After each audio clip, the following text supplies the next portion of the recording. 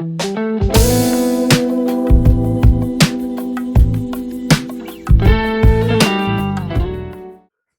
bop, bop, bop, bop. We are checking in. It is the post-fight recap. It's Dano and CEO checking in. Let's break it down from the bottom to the top. We had some nonsense go down not too long ago. Kevin Kroom started off the night around 5:30 p.m. sharp. They had the fucking show lined up. If you logged in, you know what I'm talking about. You turn on ESPN. These guys are in the octagon. It did not take longer than about a minute for Kevin Kroom to get his brain smelt across the octagon in a bunch of little pieces by Haley Alatang. It was a disgrace. And Kevin Kroom, 3 L's in a row. I don't know if he's going to get another contract. Dano, you were kind of all over that one. What do you think about that? That was kind of gross. Yeah, that was a bad look for Kroom. I was not on Kroom's side going into it, but like everyone says, everyone has a plan, so you get punched in the mouth, and he got punched in the mouth right off the bat, and that plan went right out the window. And God, that sequence that he got put on, that was a bad sequence for Kroom, but good fight to Alatang. He looked good there, so we'll see what he's got next. But in that fight, I feel like the more highlighted topic is poor Kroom. That Yeah, was a I bad know. fight. Yeah, it's you know, usually in a fight like that, everyone's like, "Oh, dude, Tang's a great guy," and all this stuff. It's just like, bro, everyone's just, after that fight, it's just like, bro, Kevin Kroom needs to fucking Kevin Kroom. take his foot off the gas. All right, we're moving on to another interesting topic. Chris Barnett is down 2 rounds to 0 and takes a tomahawk illegal strike elbow to the back of the dome, rolls on his back, is playing dead. He's pulling a fucking Aljo, full on Grammy performance. They tell him, "Oh, we're going to go to the scorecards if you can't go." All of a sudden, he snaps out of it. He's a new man. He says, ooh, let's get it. Let's get it. Let's get it. Doctors say, okay, one more test. Okay, no, you can't go. And we go to the scorecards. Martin Boudet gets the decision. That was weird, bro. What do you got about that? Yeah. Another fight where, I thought I was with the right side of Boudet, but Barnett, you gotta think of it like he's a big ass dude. He was getting beat up for 2 rounds and then he gets hit with an illegal shot. So I feel like it's, not fair play to fake it, but it makes sense. He was Yeah. gassed. He was not in it. And that was just an easy way out for him. So I could see that, but I mean, come on, man. That was tough. Good fight by the day. Yeah, like he was like trying to sell it off rip because you never know what they're gonna say, but like, because all what if they come out and they like DQ him, you know what I'm saying? Then all of a sudden, like, boom, let's go. There you go. You Right. just tack that on, you're down 2 rounds. But as soon as he heard decision, it was just kind of funny to see him like bounce back. But let's move to another one. Drakkar Close. We both were on the same, we both said Heck levels. yeah. There was levels to the game. Drakkar Close just fucking clean clocked Brandon Jenkins, and Herb Dean was just like there to watch. Like that was kind of funny because Brandon Jenkins probably ate 100 significant strikes when he only needed to eat about 25. Like that shit was kind of hilarious to me. Herb Dean was kind of like taking pictures in there, but he had a freaking Kodak camera with him. But what do you got on that one? um, so I remember sitting there watching and we were thinking Close, we saw what Close was doing and we were going, damn, damn, damn, damn. And then once Jenkins wasn't going out, we were going, all right, Close is going to gas. We're going to wait for Close to gas. That's probably what Jenkins is waiting for. But then he never gassed. So it just turned into him getting Jenkins getting beaten up for so long and Close not gassing. And then once it got too bad, he got pieced up, got put in a pretty bad combo. And then next thing we knew, Jenkins was face first on the mat. So good fight by Close. He was exciting. He had a good post fight, not scream, but yell at who was it? Madsen, our boy Madsen. So Yeah, that'd be a dude. good fight. He's coming at the Olympian. What a guy. Dude, here another one that we're gonna go down. Devin Clark, William Knight. This is one of these fights that it finishes and you just look at yourself in the mirror and you're like, why didn't I bet my house on this fucking shit? And it's like, because William Knight's just so scary looking, I would say. And he had that one burst. He had one burst in that fight. And it was like, okay, shit, like fuck, we're in trouble. Other than that, 8 seconds of danger. Everything else was Devin Clark, pure domination, pure outclass. William Knight's lost. He has no idea what weight class he's supposed to be in. He's a meatball. Uh, Bold take, but next time William Knight comes out against a stable opponent, my house will be on the line. What do you got?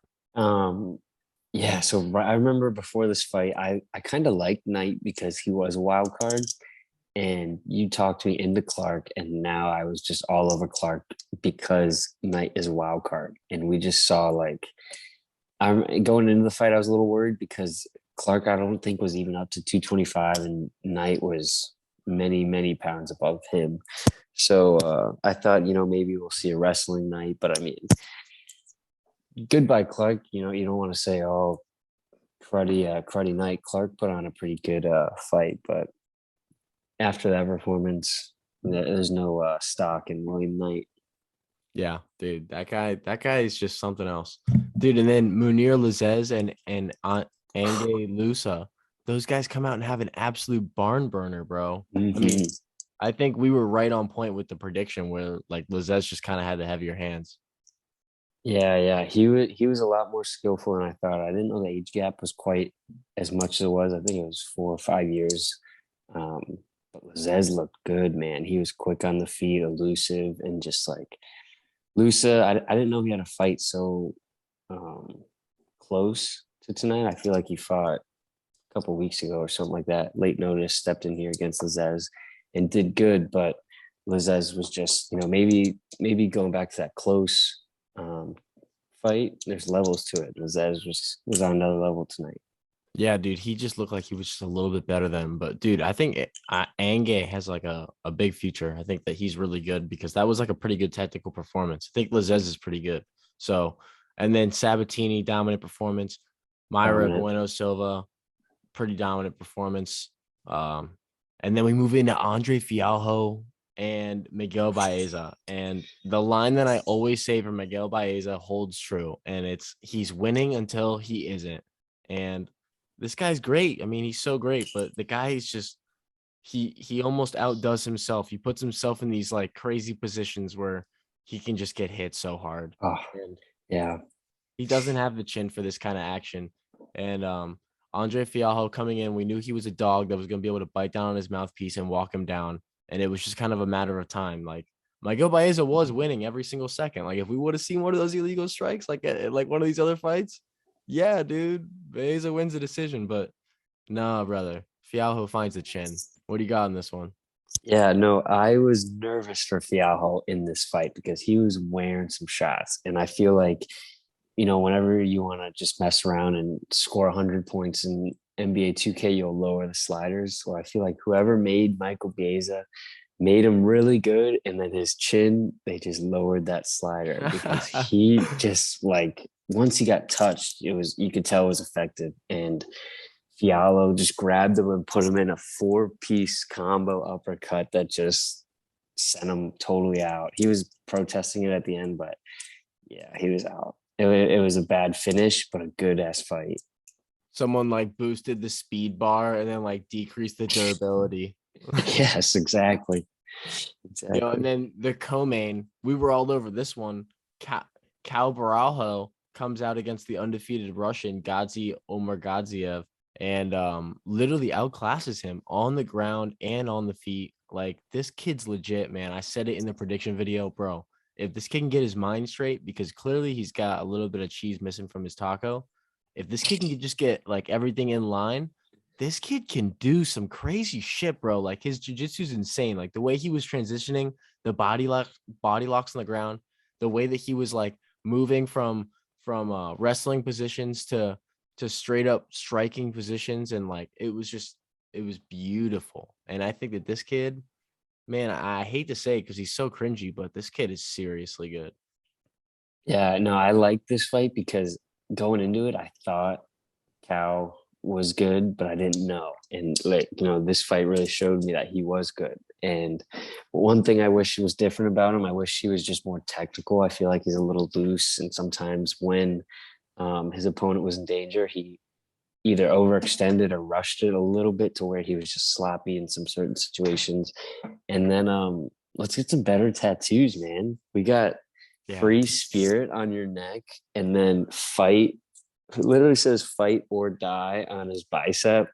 So it shows his game, but let's get some swag in the octagon.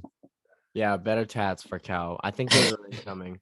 But let's move to the main event. This shit had me boiling, bro. Oh, Dude, Vicente Luque, I I I don't know what the game plan was coming in because you knew that he was gonna sniff your nuts for 5 rounds. He kept getting takedowns. He kept getting lulled into stand up and getting snuck up on. He didn't have enough volume to even really win the stand up when they were standing. I mean, he had like long moments where like he had Bilal on the feet, like beginning of the third round, he stuffed a takedown. Um, and he really just wasn't able to capitalize on those moments in the feet like we thought he was. Like you saw the first round knockout in their last outing. You really thought that on the feet it was going to be a mismatch. Bilal really came out and demonstrated that he's made big progress on the feet since they've last stood against each other. So that's something to see and notice. But I do not get any more appreciation for Bilal. I mean, I respect him. I'll give him his props. I told him I eat my words. I'm eating my words. He's the better man than I'm standing here holding an L. But I don't know if this can get him that far, man. Like I guess it can. It just frustrates me to see because it's not the most entertaining fight style.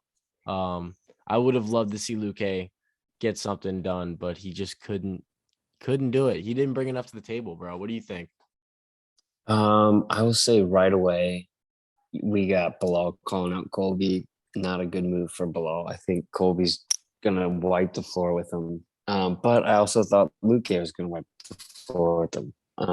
Going back to the fight, it was frustrating because there were times when they both had their hands up and they were just looking at each other. And I was going like punch Bilal, not Bilal, excuse me, Luque, like punch Luque, kick, like do something. And I feel like he was just hesitant of the takedown because it felt like whenever Bilal shot, especially early on in the fight, whenever he shot, he got the takedown and stayed there for a minute or so, maybe even more. So I feel like that was in the back of Luque's head. He wasn't really like using all the weapons in his belt. And yeah, it was tough to watch.